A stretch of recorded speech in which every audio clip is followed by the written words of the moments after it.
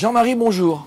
Bonjour Christophe. Toi, tu viens de loin, hein, tu viens de la Bretagne. J'ai traversé toute la France pour venir ici au Ludovia 2014, le congrès en short et en tongs. Alors, c'est Ludovia, on est en 2017, c'est l'édition 14. Alors, c'est ma spécialité, je me plante tout le temps dans les dates et les copines d'Inversion la classe vont bien me reconnaître là. Voilà. Alors, tu as fait une super conférence sur les 10 clichés de la classe inversée, j'ai adoré. Et donc, on s'est dit, on va vous refaire ça, pour ceux qui n'ont pas pu venir, en petite pitch. Donc, je vais faire le procureur. Ah non, c'est pas un procès, hein, je vais faire le mec qui a les clichés. Hein. C'est ça. Moi, je suis clichman, moi. Clichman. Moi, je suis superlatifman, justement, donc ça tombe bien. Je suis prêt pour le clash. Bon, bah, c'est parti. Dis donc, Jean-Marie, la classe inversée, tu me dis que c'est une innovation ? La classe inversée, on la considère souvent comme une innovation. Or, ça fait très longtemps que des professeurs ont pratiqué l'inversion devoir cours magistral via un simple manuel scolaire. Il faut dire que ça revient au goût du jour grâce au numérique, mais au contraire de cette idée-là de l'innovation, je pense même que quelque part la classe inversée c'est un retour sur des choix historiques qui ont été faits dans la pédagogie au XVIIIe siècle. En faveur de l'enseignement simultané magistral et aux dépens de l'enseignement universel de Jacques Otto et l'enseignement mutuel qui se pratiquait jusque-là et qui avait de très bons résultats. Donc c'est une façon de revenir sur la pédagogie active et coopérative. Alors moi, pour ce cliché-là, quand je fais mes conférences sur la classe inversée, je dis c'est une innovation qui a 100 ans. Exactement, Tac. Comme la pédagogie nouvelle. Voilà. Dis donc Jean-Marie, la classe inversée, c'est du numérique ? La classe inversée est associée au numérique parce que maintenant la définition c'est devenu, il faut bien l'avouer, de mettre le cours en ligne sur une plateforme numérique ou sur un réseau social. Le numérique a redonné son actualité à cette technique pédagogique qu'est la classe inversée. Mais l'emploi du numérique peut se limiter à cette utilisation par le professeur de la plateforme. De contenu, ouais. Et justement, quand on a une organisation après dans la classe, parce que dans la classe inversée, ce qui est très important, c'est ce qui se passe en classe. On peut demander aux élèves de choisir leurs outils et de les expliciter. Maintenant, ils ont tout à disposition. Et il n'y a pas que le numérique. Dans une classe inversée, on peut faire du papier, crayon dans les temps de classe. Mais justement, c'est une façon de s'interroger pour les élèves sur la pertinence de chaque support et de chaque outil. Alors, cliché numéro 8, mais mon pauvre monsieur, la classe inversée, c'est du magistral sauce 2.0. Alors, la capsule vidéo, c'est du magistral 2.0. Et les gens qui refusent de daigner se déplacer lors de nos classes ouvertes, qu'on propose dans les CLIS, les semaines de la classe inversée, ils ne pourront pas savoir ce qu'on fait au-delà de la capsule vidéo. Et que la capsule vidéo soit du magistral 2.0, personnellement, j'ai jamais rien prétendu d'autre. La capsule vidéo permet aux professeurs d'exporter le cours magistral en dehors du temps de classe pour pratiquer des pédagogies coopératives, des pédagogies actives dans la classe. Et c'est exactement ça, c'est la capsule vidéo, c'est du magistral. Voilà. Cliché numéro 7, la classe inversée se prétend une méthode miracle exclusive des autres méthodes. Alors au contraire, tous les participants de la classe inversée seront d'accord pour dire que la classe inversée c'est une porte d'entrée vers les autres pédagogies. C'est une façon pour le professeur de s'emparer de sa discipline, la pédagogie, et d'élaborer à partir des références qu'il va se choisir sa propre pédagogie, de puiser chez Freinet, de puiser chez les autres, mais il faut bien avouer que la plupart des professeurs inversés se réclament de la pédagogie Freinet. Cliché numéro 6, la classe inversée est inégalitaire. J'ai pas d'ordinateur, je peux pas faire ma classe inversée. Alors il faut faire très attention à ça, même si on sait que les jeunes sont de plus en plus connectés et qu'un smartphone suffit pour aller regarder une capsule vidéo.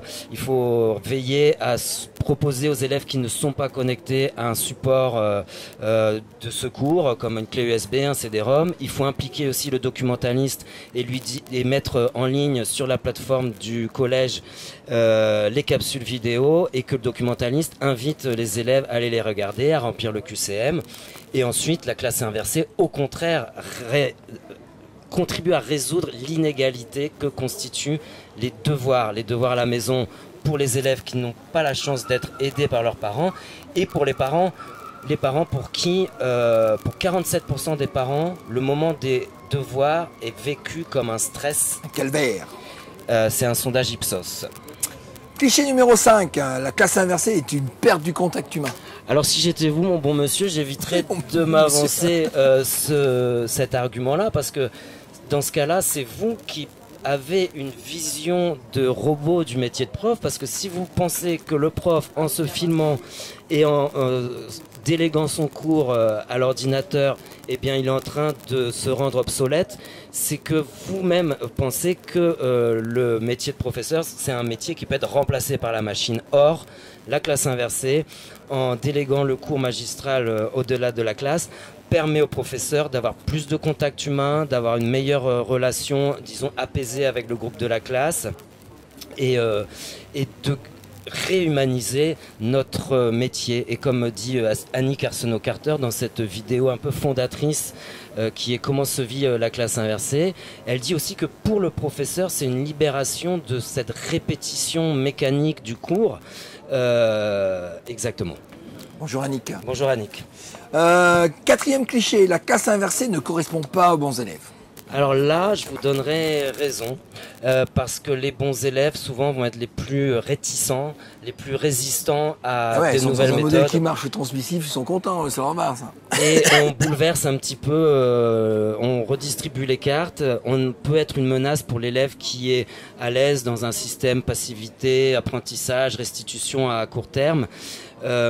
Et on peut avoir beaucoup de résistance, surtout quand ils sont secondés par les parents qui sont dans le CA, les parents qui sont dans des associations, qui veillent à ce que se reproduise le système scolaire qui apparemment leur a si bien convenu. La même chose qu'avant. Troisième cliché, la classe inversée ne correspond pas aux élèves en difficulté. Alors là, c'est faux. C'est faux. On dit parfois que j'ai eu ces arguments-là, que l'élève en difficulté, donc il correspond souvent, de toute façon, il y a adéquation entre les difficultés scolaires et l'origine sociale des élèves. Au contraire, les élèves vont retrouver de la motivation en travaillant en groupe, en étant actifs, et le professeur va trouver des compétences, des talents cachés chez ces élèves-là, qui sont des talents pas toujours scolaires, reconnus dans la scolarité traditionnelle. Par exemple, ils vont être plus à l'aise, ils vont être plus débrouillards, ils vont être leaders d'un groupe, ils vont être plus à l'aise à l'oral, ils vont prendre plus de risques à l'oral. Et ça, quand on fait des pédagogies de projets comme Clacton Slam, par exemple, qui est à la 9e édition à Brest, Clacton Slam.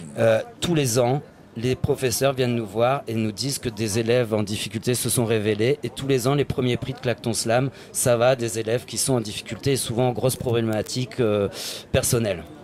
Et du coup, par la suite, ils s'en sortent de ces difficultés. C'est un déclic ou pas? Souvent, ça change en profondeur. Les individus. Cool. Alors, j'en reviens à mes clichés. Hein. Excusez-moi, je transgresse. Cliché numéro 2. La classe inversée est une lubie pédagogique qui consiste au nivellement par le bas. Oh la totale, allez, on y va. Pédagogiste, vous pouvez toujours dire le mot pédagogue, ça ira. C'est un néologisme d'ailleurs sur lequel Grégory Chamba s'interroge dans son dernier livre, L'école des républicains, et qui montre qu'il est en connexion avec une histoire qui vient de la droite dure et qui cache un règlement de compte avec le collège unique. La classe inversée, évidemment, comme elle se base sur la pédagogie constructiviste et sur l'activité de l'élève, bien qu'elle ait essayé d'échapper à ce débat entre pédagogistes et républicains pour pas être associée à un syndicat ou à une réforme, etc. On a eu énormément d'adversaires qui nous ont mis dans le camp pédagogiste. Effectivement, on est du côté de la pédagogie. D'accord. Cliché numéro 1. Mais mon pauvre monsieur, votre classe inversée, c'est qu'une mode. Alors ça, c'est l'avenir qui le dira, monsieur. Mode de 100 ans. Hein. Est-ce que c'est une mode de 100 ans? Est-ce que c'est une révolution durable et radicale? Pour moi, qui est d'ailleurs ici à Ludovia rencontré des collègues qui pratiquent la classe inversée, j'ai vu qu'on a tous le même cheminement, c'est-à-dire on encapsule le cours magistral d'abord, on met le QCM en ligne, ensuite on fignole nos stratégies de pédagogie coopérative, par les îlots, qu'ils soient gamifiés ou non. Après, moi en troisième année, grâce à Annick encore, j'ai découvert ça, le Bonjour, PDT, le plan de travail. Et on a tous ce même cheminement-là. C'est une expérience qui remue les professeurs et la plupart ne veulent pas revenir en arrière. Ils ont repris goût avec leur métier, ils ont retrouvé un sens aussi à leur métier. Et quelque part aussi un militantisme, parce que par rapport à tous ces clichés là qu'on retrouve dans des formations ou sur les réseaux sociaux, on a appris à se défendre, on a appris à réfléchir. Des fois, ça peut être des bonnes questions aussi. Hein. C'est ça. Alors on a toujours invité au débat. Dommage, nos plus farouches adversaires, nos plus virilentes critiqueurs refusent de se déplacer et dans nos classes ouvertes lors de la CNIS, mais vous êtes toujours invités. Lors de Ludovia aussi, moi je suis très heureux de débattre et justement de lever un petit peu les réticences. Les adversaires, si c'est un troll, ça sert à rien. Si c'est quelqu'un de critique, ça sert à quelque chose avec qui on peut construire et discuter et interagir. Exactement. On peut être contre les arguments.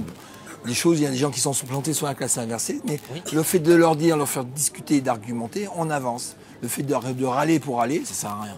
La dispute dans le respect, c'est toujours extrêmement constructif. Merci mon gars. Merci monsieur. C'est un plaisir, c'est des clichés. À la prochaine. Au revoir.